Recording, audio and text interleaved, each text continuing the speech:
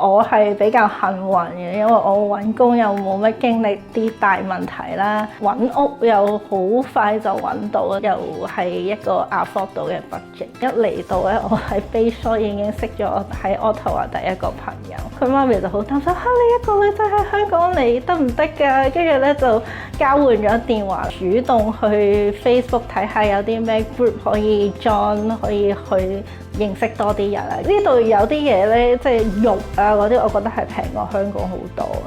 但係菜咧就貴過香港好多，使嘅錢咧應該少過喺香港。嚟到呢度咧就冇乜購買用。我其實有一次只係整親隻手指發炎，要食 antibiotic， 被逼要去等2-3個鐘。有時會懷念香港，我有錢都冇得睇醫生呢度。諗下自己點解要嚟加拿大，嚟到係為咗啲乜呢？即係唔開心係要諗解決方法嘅，但係咪一定要返香港呢？會唔會有其他選擇呢？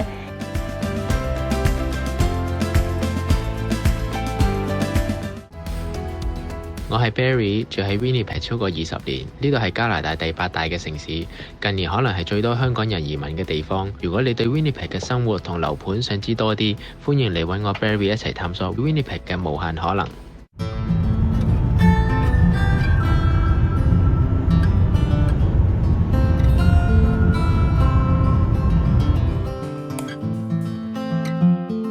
移民外地，10個有9個人第一樣會考慮嘅嘢都係工作。究竟揾唔揾到工呢？做唔做得返自己嘅本行呢？今次訪問嘅 Samantha 可以話有個超幸運嘅開局。2年前到埗多倫多嘅佢，冇幾耐就揾到工，而家就同妹妹一齊定居 Ottawa。今日就同大家分享一下呢一位住家女人嘅故事。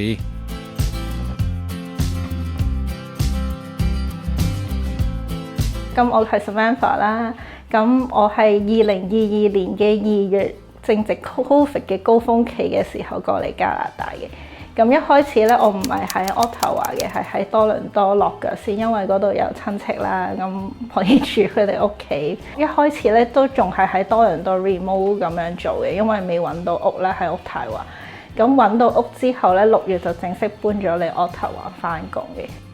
到埗初期有親戚照應，可以話係大部分移民故事嘅典型開局。不過到埗唔夠1個月就可以揾返本行嘅工作，究竟係咪真係靠好彩呢？嚟到嘅時候咧，我都冇好急揾工嘅。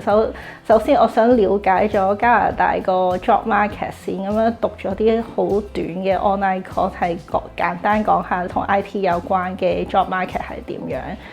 揾工要有咩程序咁樣，咁好彩咧！我喺3月度嘅時候咧，我因為有相關嘅經驗，同埋同香港嘅分公司有合作過，咁佢就refer 我去俾加拿大 headquarter 咁樣，亦都好成功經過晒啲 interview process， 咁佢就請咗我啦。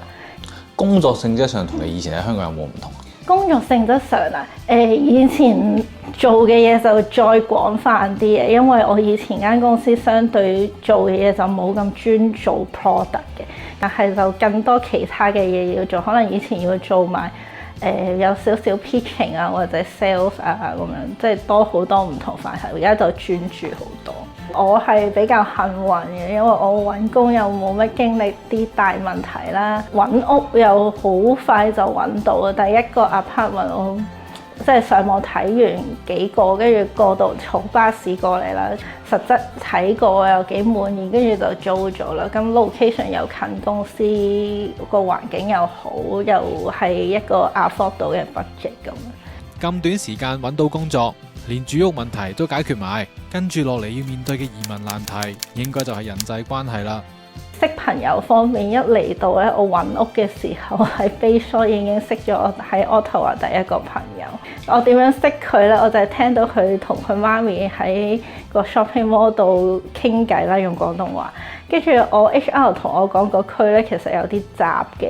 跟住我就問呢2個人，我話我想問你係咪住呢度附近㗎？呢區係咪真係好雜㗎？佢媽咪就好擔心，你一個女仔喺香港嚟得唔得㗎？跟住咧就交換咗電話啦，跟住到而家 keep 住都做咗好朋友。好 sweet 啊！係啊，真係好 sweet 啊！係啊，即係連 even 喺呢一度遇到嘅相同語言嘅人，個感覺都係 friendly 啲係咪？係啊，係啊，係啊。有冇係因為過咗嚟而我要逼自己，我要同人哋講多啲嘢，engage 多啲咁樣樣？咁我過咗嚟之後咧，因為我真係需要識朋友，擴闊自己嘅社交圈子。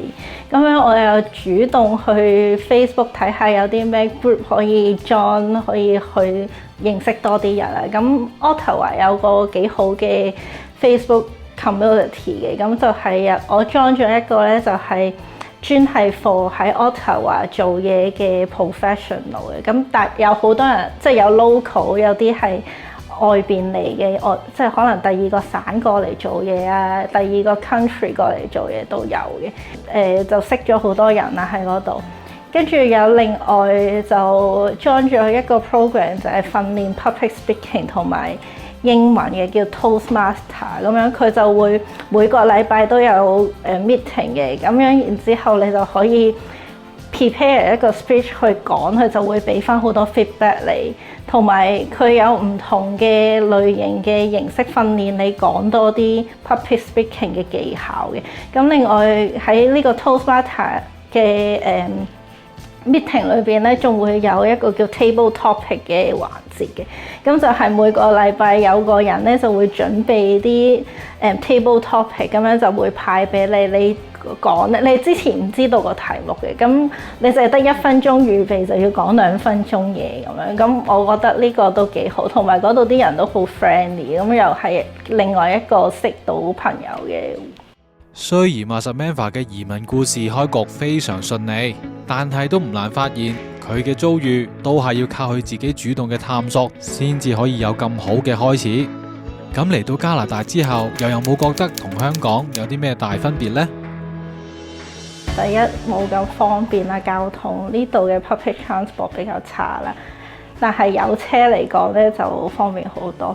第二咧就係冇亞洲嘢食乜滯，即係就通街都係越南嘢食，但係你要食日本嘢啊，你要食韓國嘢啊，你要食香港嘢啊，就基本上冇乜選擇。多倫多你就求其好容易揾到，仲好食過香港嘅燒味飯啊，茶餐廳啊，點心啊嗰啲，全部我覺得有大部分多倫多嘅餐廳都好食過香港。即係生活上咧，即係鄰居啊。鄰居方面咧，其實好唔同啊。多倫多嘅時候，即係啲人好似都同香港有啲類似，好緊張啲啊，冇咁 friendly 啊。但係呢度我行出街咧，啲人就會同你打招呼啊，好似冇乜壓力咁。我喺街都好容易識到人啊，咁樣又冇話好大衝擊嘅。但係就覺得哇，即係如果呢啲人加拿大人去到香港，會唔會好容易俾人呃㗎？同埋香港如果就算有人好 friendly 咁同你講嘢，你都覺得哇，你會唔會有啲咩目的㗎？佢哋接受能力高好多，我覺得。你做啲咩嘢錯啊？佢會俾好多機會你，好似你去買嘢食啊，出錯啲人唔會發脾氣乜滯，淨係話有講出去嘅訴求，如果佢達到就冇問題啊，佢唔會有啲咩投訴。即係澳牛咯，即係冇澳牛。係呢度冇，佢哋好似個 standard 有啲唔同咁樣，即係對服務質素啊，又或者對任何嘢個 standard 都低好多。casual 好多，慣定唔慣啊？嘢食方面咧就好唔慣，我個心諗哇，呢啲嘢都賣咁貴，有冇搞錯啊？即係我俾呢個價錢應該有呢個質素嘅服務或者嘢食咧，點解我嚟到都係食啲咁差嘅嘢俾咁貴咁樣？呢個係有唔慣，慢慢調整緊。呢度有啲嘢咧，即係肉啊嗰啲，我覺得係平過香港好多。但係菜咧就貴過香港好多，使嘅錢咧應該少過喺香港。呢度嚟到呢度咧就冇乜購買肉，因為都冇乜牌子嘢買啊，啲人個個都唔會着啲咩名牌嘢啊咁樣。返工着衫咧都係勁 casual，大家都係波鞋啊、T 恤啊。大部分嘅同事咧都係着公司嘅 T 恤添嘅。女仔對呢樣嘢可能會介意啲㗎嘛，其實。我自己就未適應到，即係我仲會化妝翻工啊，仲會打扮下翻工啊。但係有啲 local 嘅女同事咧，都係哇勁 casual 啊，即係波鞋、運動服裝翻工咁樣。會唔會掛住你以前嗰種生活啊？會唔會掛住啊？又冇喎。有時我都繼續想不如買呢個袋啊，不如買呢對鞋咁，但係諗下我都冇乜機會着，成個冬天我淨係可以着雪 boot 嘅啫喎。係呢度雖然醫療係免費啦，有醫療卡係免費睇醫生，但係揾個醫生咧係好難。我其實有一次只係整親隻手指。發炎要食 antibiotics， 但係因為係要開藥方先可以買到嘅藥，咁我又被逼要去等2-3個鐘咁樣。相比之下咧，香港有時會懷念香港我有錢都冇得睇醫生，呢度有呢個都係另外一個要適應嘅地方，同埋想快啲揾到一個自己嘅 family doctor， 起碼唔使咁樣等個 walk-in clinic， 仲要態度好差嘅嗰啲醫生。好多移民加拿大嘅過來人都會話，捱到第一個冬天先講啦。Otai話冬天嘅氣溫可以去到-40度，Samantha又有冇唔慣呢？冬天嘅時候，舊年真係感受-40度最勁嗰日。雖然我喺香港都有車牌，都冇乜揸，同埋好唔同嘅冬天揸車原來。嗰陣時嘅同事就同我講話哇今日咁凍，你要出去感受下，趁今日冇乜車咁大雪，你要出去揸下感受下個雪地。跟住然之後我就聽佢講咧，咁啊放工出咗去啦。哇原來真係好唔同喎！嗰啲雪好高嘅時候，你泊車褪車要可能俾油先喐到架車啊，一喐就喐好多啊！咁呢啲都係第一次經驗，要真係親身體驗過先知。同埋有一日好大雪，大雪到咧個能見度我估係1米都冇。跟住架車都開晒死火燈咁樣，先好慢咁樣揸。咁另外一個真係覺得哇好危險喎！另外一個喺加拿大冬天嘅體驗都係喺香港完全唔會感受到。冬天凍唔係一個衝擊，日照時間短係一個衝擊。即係可能4點就個天黑晒，個日跟住你朝頭早起身翻工，佢仲未天光咁樣，個日照時間太短，我覺得係哇做乜嘢？點解好似好唔適應咁樣？情緒上咧 ，winter depression 咧係真嘅，即係我真係因為我覺得啦係因為日照時間短，令我可能荷爾蒙有改變，有一排係好 depressed。但係我喺咁 depressed 嘅情況，我都冇諗住要翻香港，即係我覺得我 settle 得單得幾好，即係我同埋我有經歷，因為喺香港嘅時候我都知道壓力大係會有情緒問題，呢個係會時間可以幫到，或者食多啲補身嘅嘢會令我情緒好啲，所以我知道只係一個情緒問題，就唔係好。即係過咗就得㗎啦，咁樣係解決到嘅。譬如自己1年後、3年後咁樣樣，你覺得會想自己會點呢？對於未來3年嘅諗法，可能睇下可唔可以有機會買到自己嘅屋，唔使交租啦，咁樣就比較理想啲啦。